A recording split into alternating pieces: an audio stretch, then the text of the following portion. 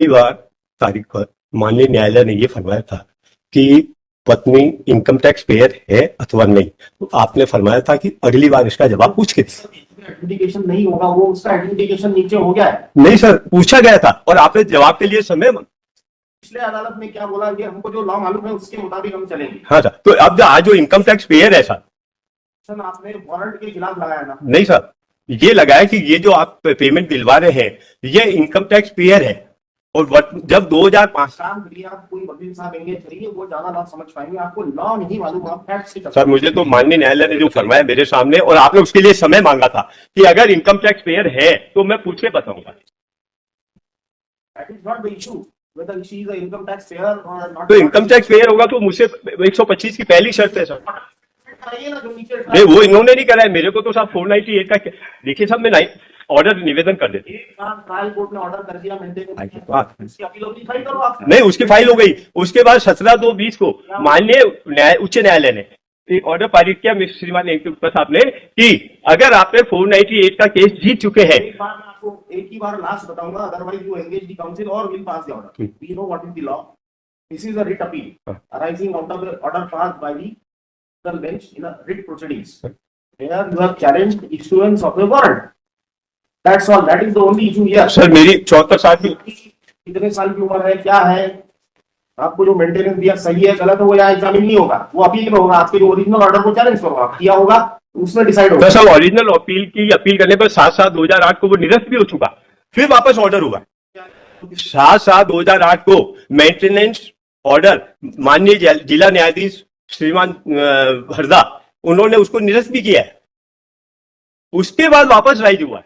इसलिए मैं निवेदन करना चाह रहा हूँ। नहीं सुन सकते, नहीं, मुद्दे की निवेदन करूंगा सर। आपने क्या चैलेंज किया था वो देख लिया अपन पहले तो। हाँ देख लीजिए। इसका क्या है सर कि रीट अपील तो पहले से पहले वो हुआ है। सब मत बोलिए, देखिए हमको इतना समय भी नहीं है और लॉ के मुताबिक डिसाइड करेंगे। हाँ करिए। वारंट इशू हुआ था क्या? इंप्रूव्ड ऑर्डर थे? यस मतलब वारंट इशू हुआ था because of non payment of maintenance मतलब, and the amount of maintenance has been determined by the high court मतलब। उसकी हाई कोर्ट ने ऑर्डर मेंटेनेंस डिटरमिन किया, उसकी कोई अपील नहीं करी। So that order has attained finality, my lord. Now the trial court, my lord, calculated the arrears and directed him to pay within a certain period. He did not pay, and then thereafter, yes, this is the case, my lord. Yes, my lord. जब मुझे only issuance of warrant, my lord. Sir मुझे जब payment देना बनता है तब तो इससे पहले भी हो गया, इससे पेमेंट देना बनता ही नहीं था। उसके बाद आपने क्या किया? मैंने अपील की साहब, इसीलिए WP 74/7 है। उसके बाद WA जो अभी आया 13/82/22, तो WA जो WP है 74/7/22, उसमें श्रीमान जो ऑर्डर हुआ उसके बाद में मैं 13/82/22 में आया। 13/82/22 में आपने जो जवाब दिया है उसमें एक भी जगह ये नहीं लिखा पूरे जवाब में कि she is income tax payer. High Court's order is dated 17 और उसमें क्या लिखा बताइए sir? at page 34 of the writ petition. Writ petition का yes. फैमिली कोर्ट के ऑर्डर को चैलेंज करना। Yes, my lord. ये मेंटेनेबल नहीं है। Yes, my lord. या रिट में मेंटेनेबल है क्या? सेक्शन 19 में आएंगे ना? सेक्शन 19 में अपील जी जी पहला तो ये गया जी सिंगल जज prayer not granted, G prayer has not been granted, then another prayer is कोई प्रेयर ही वारंट को सर्टिफाइड करने की कोई प्रेयर नहीं है। जी नहीं, वारंट को सर्टिफाइड करने के लिए प्रेयर दिया था कि यह गलत किया गया, निवेदन कर दिया। मैं निवेदन अब ये सुन रहे हैं फाइनली, अब इसका रेड नहीं होगा। नहीं, मैं निवेदन ऐसा वी आर ए कैंसर मरीज, मेरे को आज बुलाया गया, मैं कैंसर मरीज हूँ, मुझे आज बुलाया गया था कि आपको तारीख पर आना पड़ेगा, मैं आ गया हूँ। वकील साहब नहीं सर, मैं शुरू से वही केस लड़ता आया, इसलिए मैं निवेदन कर रहा हूँ। मेरी रिपोर्ट इसमें लगी हुई है। पिछले बार जो वकील साहब खड़े हुए थे, क्योंकि मैं इस पोजीशन में नहीं था कि मैं केस आर्गुमेंट्स कर सकूं, तो मैं आपसे ये निवेदन करना चाह रहा हूँ। वारंट चैलेंज नहीं किया मेलोड ने। 13(2) का भी ऑर्डर देख लें। 13(2) के ऑर्डर में इनने सिर्फ टाइम मांगा था कि हमको चैलेंज करने के लिए, कि हमको रेट पिटीशन में चैलेंज करना है। वो रेट पिटीशन फाइल करी कि नहीं करी ये भी ये नहीं बता रहे। उसी बेस पर माननीय न्यायालय ने, उच्च न्यायालय रबड़ी ने हमें स्टे दिया सर, किस बेस पर कि ये पैसा देना नहीं बनता है, अभी इस पैसे को रोका जाए। तो जब एक बार स्टे हुआ वो किस लिए किया गया था? इसीलिए किया गया, पैसा देना नहीं बनता था। ये तो ऑर्डर माननीय न्यायालय भी कर देता कि पैसे दे दो। 13(2) order, my lord, is at page 17 of the writ petition. 10-23 का क्या ऑर्डर है? अपील को भी ऑर्डर था। मिलोट इंटरिम रिलीफ ग्रांट करी थी मिलोट ऑन फॉल्स एवरमेंट मिलोट para 3 of this order may be seen. However, on hearing the party in person as well as learned counsel for the respondents, we are of the view that an interim order is required in this case, even relying on the observations made in para 8 of the order dated 17/2/2020. We do not find it expedient that it is appropriate in the given facts and circumstances of the case. Serious allegations of adultery has been made by the husband. Until and unless the same is decided, the question of paying maintenance would necessarily have to take a back seat. More so, the liberty that the order could be modified by stopping the payment of maintenance also in our considered view is inappropriate. The question of paying maintenance to an adulterous wife would not arise for consideration at all. Therefore, it is only just and necessary that the case of for adultery be decided earlier. The complaint for adultery was filed on so and so. It is only a year thereafter that the petition under section 125 CRPC has been filed by the wife. Thereafter, my lord, liberty was given to me, my lord, to counter this allegation, my lord. So I have filed application for vacating stay, stating that this is a false allegation, my lord, and no charge. That case, जी adultery adultery का कोई case ही नहीं है, my lord. है sir. This is what I have shown in my vacating stay, my lord. Last order ये किया कि एडल्ट्री, ऑर्डर छोड़िए, आप कुछ डॉक्यूमेंट बताइए। हाँ इसमें है साहब लगा हुआ, एडल्ट्री का केस फाइनल कराने के बाद आई है। My vacating stay may be, मैं तारीख देता हूँ sir. it was not maintainable, my lord. अगर आप इम्प्यून ऑर्डर, जो रिट पिटीशन का इम्प्यून ऑर्डर है, उसमें भी आ जाए, my lord, एक मिनट के लिए, page 17 of the writ petition, उसमें मांगा क्या है? Page 17 of the writ petition, effective proportion पढ़ रहा हूं मैं लोग, आइए number 5।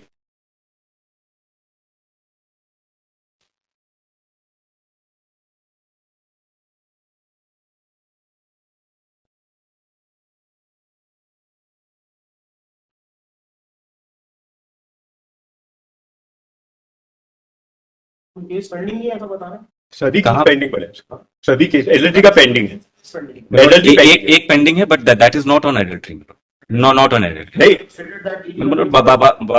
Why doesn't he allow me to speak, my lord? He's interrupting. अच्छा ये पहला पेज 17 पे आ गया। Page 17, my lord. This was the impugned order in the writ petition, my lord. आइए नंबर 5 का तथ्य यह है कि अनावेदक द्वारा सौ एंड सौ रुपए का चेक जमा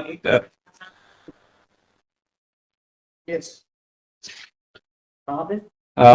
milord in centre of the page, milord. आइए नंबर 5। हाँ ये नंबर पर है। आइए नंबर 5 का तथ्य यह है कि अनावेदक द्वारा सौ रुपए का चेक जमा कराया गया था, जिसका संयोजन भरण पोषण की बकाया राशि में नहीं किया गया है।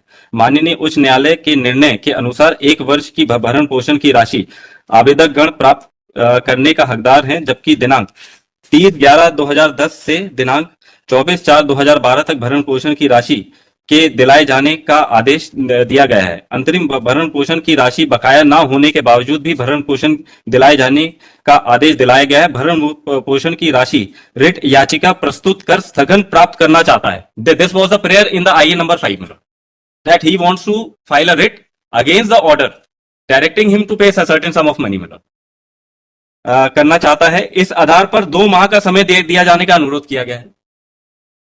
This 2 months was declined by this order, my lord, और इसको चैलेंज किया है इन्होंने। Yes, my lord, 226 is not maintainable. At the most 227 पे आएंगे, उसके अगेंस्ट एट द मोस्ट, और उसके अगेंस्ट भी फिर writ appeal is not maintainable. Yes, my lord. Yes, my lord. Further, my lord, आवेदक गण की ओर से विद्वान अधिवक्ता ने यह प्रकट किया है कि अनावेदक अनावश्यक रूप से देय बकाया भरण पोषण की राशि का भुगतान को विलंब करने के आशय से बार बार आवेदन प्रस्तुत करता है। इस आधार पर आवेदक को निरस्त कर वसूली शुल्क वारंट जारी किए जाने का अनुरोध किया गया है। So this is not an interlocutory order. The order which they have challenged. Yes. Is it an interlocutory order? Yes, ma'am. I think so, ma'am. An appeal shall lie from every judgment or order Yeah. not being an interlocutory order of the family court to the high court, court of facts and on law. Yes, my lord. Section 19 बोलता है. So I think this is not. अच्छा, one of the IAs has been decided. Yes, my lord. So in any No, case, but only prayer in the IA was that he wanted 2 months time to challenge the main order in the writ petition, my lord. That's all. तो बात ही नहीं की. ये और दो महीने से जो ज्यादा ही हो गया. This was in 2021. See the application. Yes, my lord. Is that application? Yes, my lord. मैं निवेदन करना चाहता हूँ साहब. अरे भाई, थोड़ा सा आपको समझ में दो, आपको बता नहीं पाओगे. आपकी एप्लीकेशन किस बात की थी, क्या प्रेयर था? अब ये नई बातें आप यहाँ कोर्ट के सामने बोल के ऑर्डर ले लिया आपने. नहीं sir, that was not the subject matter before the trial को. मैंने कोर्ट के सामने वही निवेदन किया जो सत्य था और रिकॉर्ड में है. चलता है, आपको रिकॉर्ड से काम करता है. रिकॉर्ड में है. मैं ये निवेदन करूँ रिकॉर्ड में है. रिकॉर्ड बताता है. रिकॉर्ड में निवेदन करना चाहता हूँ साहब. 2 मिनट के लिए सुन लीजिए, मैं दूसरा देता हूँ. कोई देख रहा है अभी. नहीं, आप 74-60 का पेज नंबर 73, 74, 75 पढ़ लीजिए. 4 लाइन में सारा चीज के आदेश यहाँ चैलेंज किया है, उसकी आईए किधर है? उसकी आइए. कहाँ है क्या? नहीं, रिकॉर्ड में नहीं नहीं है. रिकॉर्ड. कहाँ है? उसमें हम आपका प्रेयर देखना चाहते हैं. यही है कि एडल्ट्री वाला केस चल रहा है. तो ये नहीं, आप आपकी प्रेयर है कि 2 महीने का समय दिया. Yes, नहीं, मेरी प्रेयर ये है सर, वैलिडिटी का केस भी चल रहा है. 498 जीत चुका हूं और माननीय उच्च न्यायालय ने 17/2/20 को ऑर्डर पारित करके ये फरमाया था कि अगर आप किसी भी फौजदारी मुकदमे में जीत चुके हैं तो आप मेंटेनेंस स्टॉक करा सके. और वो महिला ने किया था 498 और उसमें मैं 2015 में जीत चुका था. 2015 से अब तक मैं खाली यही निवेदन कर रहा हूँ. सर डिसाइड करना है इसको. My apologies. अंतरिम आवेदन जो निरस्त कर दिया गया. पेज 19 में है my lord. रिट पिटीशन की पेज 19 में. इसमें क्या लिखा हुआ है इसमें? इसमें लास्ट में ये बाहर नहीं जाएंगे, आप कुछ भी बोलते रहिए. और पेज 20. देखेंगे हम लोग बस. दूसरे बेंच ने क्या ऑर्डर पास किया, that is a different matter. Yes. Now we are hearing finally page 20 में. Application for vacating stay. Yes, my lord. Page 20. The relief clause my lord. अतः प्रार्थना है कि माननीय उच्च न्यायालय रिट याचिका प्रस्तुत कर सघन आदेश लेने हेतु 2 माह का समय प्रदान किया जाने का आदेश पारित तब तक उक्त प्रकरण की कार्रवाई को स्थगित किया जाए. This was the limited prayer my lord. इतनी लिमिटेड प्रेयर है आपकी. Sir limited. इस बात में आप सर लिमिटेड कैसे? मैं निवेदन ये कर रहा हूँ. कोई अपील नहीं सुन रहे हैं, आप पूरी अपील नहीं सुन रहे हैं. ठीक. एक आवेदन निरस्त होने के बाद आपने रिट लगा दी, वो भी 226 में मेंटेनेबल ही है. Actually it is only 2 to 7. सब माननीय न्यायालय ने एक्सेप्ट किया और मुझे स्टे दिया और सुन के स्टे दिया और डीबी से द्वारा ही दिया गया. एक सेकंड. अरे एक निवेदन साहब, मैं निवेदन ये कर रहा हूँ कि मेरी जो 74-60 में मेरी एप्लीकेशन है जिसके विरुद्ध में वापस WA में WP पहले की है WA. जिसके विरुद्ध से यहाँ है उसी के बेसिस पे डिसाइड होगा. सर तो 74-60 मेरा बेसिक है. क्या हुआ? WP 74-60 कहाँ है? वो लगा नहीं है. वो इसमें लगा हुआ है. डिसाइड हो गया ऑलरेडी. नहीं सर, वो डिसाइड हुआ तो इसी का तो पार्ट बना WA. वो रॉन्ग हुआ, उसी को मैंने चैलेंज किया तो उसी को रिकॉर्ड इसके साथ लगा हुआ है श्रीमान. 2 केस है आपके. हाँ 2 केस 58-38-2021. ये तो एक तो केस हो गया. हाँ एक तो हो गया my lord. क्या है? 74-60 दूसरे में माय फ्रेंड इज अपीयरिंग. 74-60 हमने 605 की सुनवाई कर दी. नेक्स्ट इसको देखते हुए पास दिया ऑर्डर. अब बताइए 605 में क्यों आया सर कि 74-60 इसके पीछे लगा WP. करके डिसाइड करते हैं आप अलग अलग केस क्यों फाइल करते नहीं यही कह रहा हूँ सर. हैं? क्यों नहीं कर दिया? वो अपन ने देख लिया एक ऑर्डर के खिलाफ है. उसको देखना है ऑर्डर लर्नेड सिंगल जज का ठीक है या नहीं है, बस इतना ही देखना उसको. बिल्कुल सर.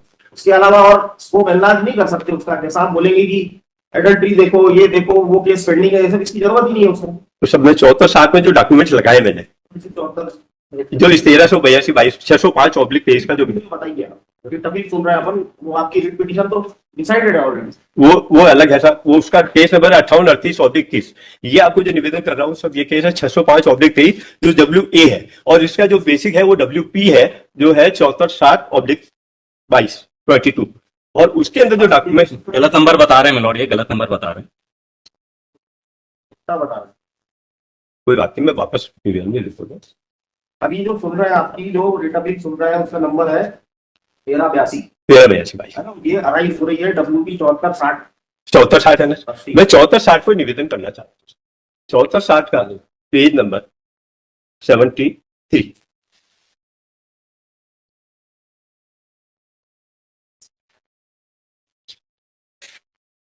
सॉरी 75 पैरा नंबर 11 ये भी वही है, सीटिंग एडजस्टमेंट ही जैसे वही। नहीं, पैरा नंबर 11 है साहब, इसमें लिखा है ये सही है कि मैं अपनी शादी के बाद अपने ससुराल ब्यावर में ही रही। ये कहना सही है कि मैं 1999 से आयकर दाता रही हूं। ये कहना सही है कि मैं अनादर की आय के स्रोत का कोई दस्तावेज पेश नहीं कर रहा। और सेकंड पेज 76 में श्रीमान साहब लिखा हुआ है, मुझे ध्यान नहीं कि मेरी आय 1990 से अशोक कोटाई से ज्यादा रही है। और साथ में 14 नंबर पैराग्राफ, यह कहना सही है कि मैं शादी के पहले शेयर मार्केट एवं यूटीआई का व्यापार करती थी। श्वेता कहा कि मैंने शेयर मार्केट एवं यूटीआई में पैसा लगाया था। यह कहना सही है कि मैं अपील थोड़ी सुन रहे हैं, अपील के खिलाफ थोड़ी। सर WP जो है मेरा, आधे पन्ने का आवेदन, उसके खिलाफ आप यहाँ आए हुए हैं। हाँ सर। टाइम मांग रहे थे आप वहाँ पे? नहीं, टाइम नहीं मैंने मांगा सर। ठीक, अब आपको आवेदन पढ़ के सुनाता हूँ। मैं कैंसर मिली था, मैं इतना तेज बोल अभी भी नहीं बोल पा रहा हूँ, पर चूंकि आप फरमा रहे हैं वो बोल पा रहा हूँ। पर मेरा निवेदन ये है कि अगर वास्तविक रियल डॉक्यूमेंट जो रिकॉर्ड में है वो तो श्रीमान निवेदन करूंगा ना। तो देखने की जरूरत ही नहीं है। आपने क्या एप्लीकेशन क्या लगाया? रिजेक्ट कि- चाहिए। Number 2, moved by the present petitioner seeking adjournment of the proceedings pending before the learned family court. Yes, अब ये लर्नेड सिंगल जज बोलते हैं, I have carried the order refusing to adjourn the matter in regard to recovery of arrears of maintenance payable to the wife and children merely on the ground of pendency of some other criminal case। तो आपको time देने से इनकार कर दिया, बस उसके खिलाफ आप यहाँ आ जाए। ये पहले का ऑर्डर है।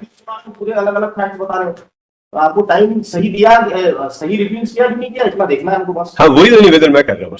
तो वो जब निवेदन कर रहा हूँ कि जब वो उन्होंने गलत निर्णय दे दिया, मुझे टाइम मैंने किस लिए मांगा? गलत निर्णय दे दिए तो उसकी अपील होती है। नहीं कर रहा हूँ सर, WA इसीलिए 605 जो है, WA में आपने सिर्फ वो 1382 भाई। चैलेंज किया है बस। हाँ तो मेंटेनेंस देने का वो यहाँ नहीं चैलेंज है। नहीं है सर, देखिए पढ़ देता हूँ अरे सब देखिए, इतना आपको बिना बोले बिना पढ़े बोलते ही हमको। सर। मैं निवेदन कर दूं? आप चाहते हो सब प्रकार के ऑर्डर सर्टिफाइड हो जाएंगे? नहीं सर, देखिए सर, पेज नंबर 12 और उसमें 7-1 काउंसिल एंगेज कर रहे हैं तो आप कुछ बेनिफिट मिलेगा, समझा ही नहीं, कुछ नहीं हो सकता इनको। सब समय दे दीजिए, मैं थोड़ा इतना ज्यादा बोल पाऊँ समय वाला काम ही नहीं यार, सुनना तो फिर मैं आप सुना निवेदन कर देता हूँ sir. That this honourable court में kindly to please to direct the learn court below the pass appropriate order and application detail 16/12/20 and compliance to the order of this honourable court 17/2/20 in which this honourable court had disciplinary order सब छोड़ो court के, यहाँ के हमारे, तो आपने जो बोला कोर्ट में लिखवा दिया और पास कर दिया ऑर्डर विदाउट, मतलब अब जब नहीं मेरा नहीं, ये मेरी प्रेयर है sir, this is my prayer. आपने कहा प्रेयर है, वो बताओ तो मैं निवेदन वो कर रहा हूँ। Result, yes.